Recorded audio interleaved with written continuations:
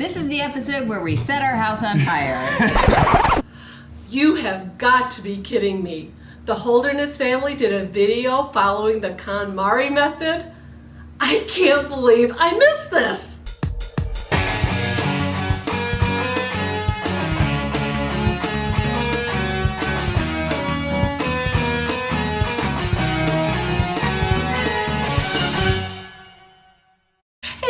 Welcome back to my channel. If you are new here, welcome. Thanks for clicking on this video. My name is Pam. I'm a professional organizer, and on my channel I share organizing tips, tricks, and strategies to help you save time, save money, and maybe achieve that organization you've always wanted in your home. I also do reaction videos on this channel, and not too long ago my daughter forwarded a link to me for a react video, and she told me it was actually a video of one of the Holderness family vlogs. Now I thought I had seen every single vlog the Holderness family had uploaded. I am a huge fan of their videos. I love their parodies, and their family vlogs are hysterical. But when my daughter told me that the Holderness family was using the KonMari method, I realized I don't think I had seen it. So I'm really eager to watch it. Why don't we get started? I have long been obsessed with Marie Kondo. Yes. Years ago, I read The Life-Changing Magic of Tidying Up. And now she has a show on Netflix. I'm obsessed. But it's like a real thing now. But in my life, it has been for years. Kim's right. You know, actually, Marie Kondo's book came out in 2014. So it's been around for a while, but it wasn't until I think around 2016 when a reporter did a story on it that her popularity just blew up. And now, of course, she's got that Netflix series going. Once a quarter, I go through our house and I throw everything away. Here are pictures of what I did last month, right before Christmas. I went through my son's room, I went through my room, and I got rid of half of our closet. You go, Kim. Here's the deal. With me, when the outside of my life is calm and clean, the inside of my head can be calm and I can think better. What she's saying is so true. When there is a lot of visual clutter around you, it really clouds your mind and it makes it very difficult to concentrate or focus on anything. So once you clear the clutter, it kind of clears out in your mind as well. It is basically loose hair. It's like someone went to the barber shop and took all of the hair that I've gotten from my haircut, and it occasionally, like, it loops out like this, and it gets in my mouth anytime I put it near my face. It was a wedding present. Our kids love it and they snuggle with it, but it does not personally necessarily bring me joy. You may get rid of it.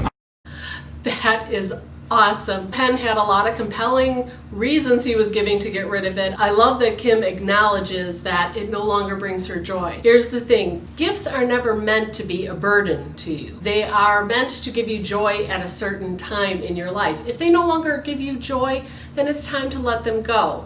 Try reversing the thought process. When you give a gift to someone, do you want it to be a lifelong burden? No. We give it to give them joy for a certain time, and if that joy fades, I'm okay with them letting it go. I use that 4 times a week. And when you're done using it, I clean it. it looks like this. No, you don't get it. No, I use this. It just it brings me the opposite of joy. Okay, I understand it gives the opposite of joy to you, Ben, but not everything in our house that we need to keep gives us joy. I personally don't find any joy with my washer or dryer, but I need them in my house. I don't find joy with my toilet brush, but yet I need a toilet brush in my house. So just because something doesn't spark joy doesn't mean you have to get rid of it. Kim clearly is using it often. So therefore, sorry, Ben, it has to stay. So anyway, you're going to bring that in the house? We have a grill outside. Heck of a grill. Why do we need this? In case we go camping. Where are we going to put it to go camping? Oh, God, this is got really good even heat. But I why? I know. We have a grill. Somebody could use this. Think of the joy this would bring somebody else. That is a great grill. No one's denying it's a great grill, okay? But if you already have one that you're currently using and this is just sitting around not getting used, give it to someone else who will get some joy out of it, okay? Just because it's a good grill doesn't mean you have to keep it, especially if you already have one that you're using.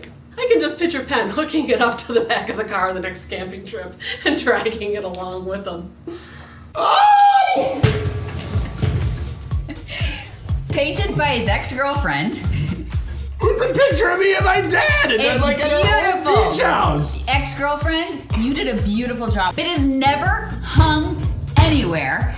Anywhere.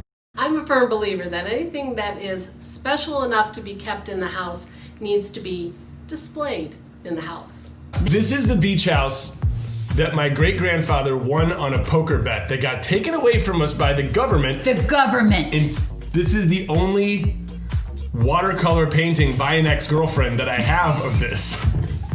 There are no other. Stand by. We may keep this. Penn is offering a very compelling argument to keep that. Obviously, this painting has a lot of sentimental value in that it represents a very good memory for him. Here's the thing about sentimental items. You gotta ask yourself, is it the item that's special or the memory it represents that's special? If it is the memory it is representing, I will always suggest to take a photo of it and then let the item go. Then, after you've collected all your photos of your sentimental items that have a great memory attached, create a photo book of all of those items and include in that, next to each picture, a description of why that item was special. Because here's the thing, when we're gone, the story attached to these items often is gone too. By creating a memory book filled with all the pictures of your sentimental items, along with the little story that goes with them, you are leaving a legacy for the rest of your family to enjoy. Oh, okay, hang on. You can. That's one item, not on. 7 items. Hold on 1 second. No, stay there. Hold on. This doesn't have a match. This one can go. Good, Penn. Gold star. Should I go ahead and start getting her shoes? Who can play this game?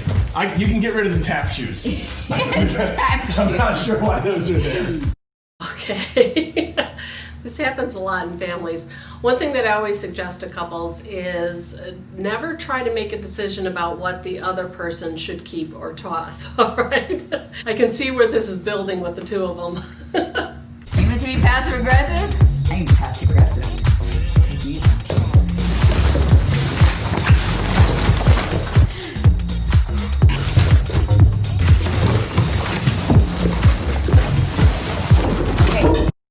That is a lot of shoes. I don't know if they were actually storing all those shoes in those bins or if they were just using those bins to carry all of those shoes down.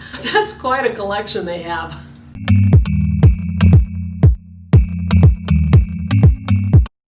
Okay, that is really good that they're lining all the shoes up like that. It really helps give you a visual representation of what you do have. And that's where you can often see where you have too much of an item. I'm an organizer who happens to believe that if you have the room to store all the items you want, then I don't have an issue. But if it's piling up into piles of clutter, that's when I say weed it down. And a great way to do that is to line them up just like they're doing and pick out all the extras that they don't really need. Would you admit that you have a beige? I have a beige booty problem. Beige booty problem. Let me count the beige booties. Hold on. 1, 2. I have a booty problem. That being said, I put my shoes in the right place all the time, and there's a place for all of them. Okay, excellent point Kim made there. She said, I have a place for all of them. Okay, and she puts them in a place. If you have the space to store it and you keep it in that space and it's neat and organized, I don't care how many beige booties you have. These don't have twins. Yeah. Bye-bye. The fact that I have 2 pairs of golf shoes is absolutely unforgivable. Yeah. Those smell to high heaven. You've had these since I've known you. I think he agrees they smell bad.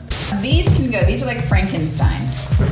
Here's where we get sentimental. Those are the shoes you wore at our I've been wedding. trying to throw those away, but I got married in those. Hold on. Let's keep them. I know Marie Kondo would say. Yeah, Marie Kondo would say, let them go. Keeping them just because that was something you wore on a special occasion, it's really not a reason to keep them. I mean, are you keeping the same underwear you wore that day? Just saying. I've had these rebuilt like 5 times. I know. Bye. Okay. I don't wear Do you want a pair of UGG sandals? Say hi to Bianca. This is our niece, Bianca. This is my niece, great. Is this your favorite episode ever? Ever.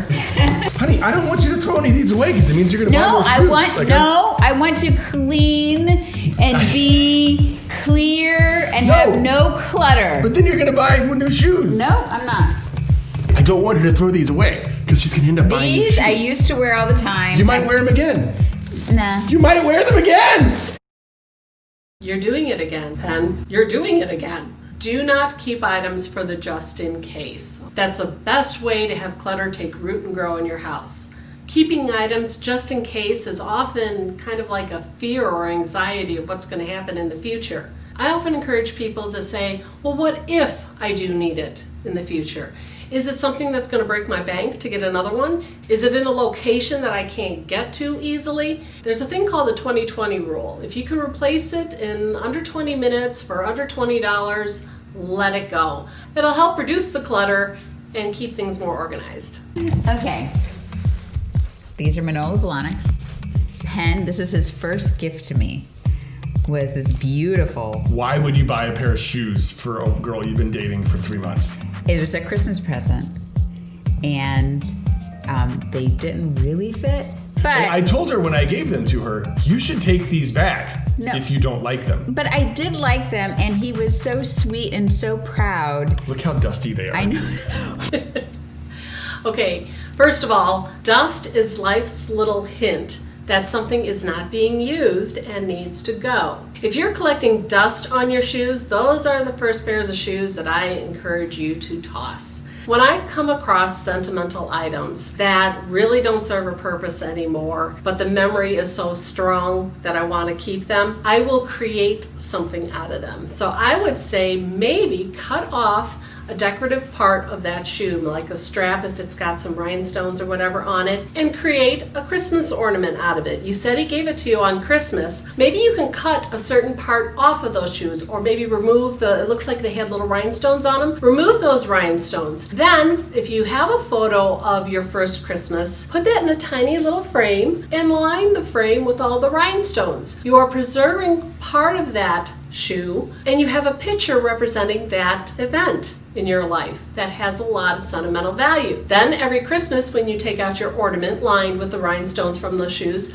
you will have that wonderful memory that you can share with others, and it won't be collecting dust in your closet. Just a thought. She refuses to throw them away. But I don't want to throw them away. And so Marie Kondo would say, throw them away. See, why? I thought you said sentimental value. No, she's against sentimental value. This is where I give Marie Kondo the finger. I'm keeping the shoes. Yay! That actually makes me kind of happy. Sorry, Kim, you'd be giving me the finger too. We got rid of the shoes. The grill is getting out of here. Do you feel better? No. Man, there's so much more to do. Oh my gosh. Stay tuned. I love it. You know what? Your house is connected. You get one done with one area and it just makes you say, well, now that that's organized, that area needs to be organized. It's all connected. There's so much more. I thoroughly enjoy the Holderness family. I will leave the links to their channels below. You got to go check them out. They always have a fun way of looking at life. I can't believe I missed this one. Anyway, thank you to my daughter for sending me this link. I absolutely enjoyed every moment of this video. And if any of you happen to come across an organizing video out there that you'd like to see my reaction to, please leave the link to those videos in the comments below. And maybe I can do a future react video to it. I hope you enjoyed this video. If you did, please let me know by giving me a big old thumbs up. Click that like button below. And those of you who are new to my channel, please go ahead and click that subscribe button and ring the bell so you know when I upload more videos like this. I'm Pam with Organizer AZ 911. See you next time.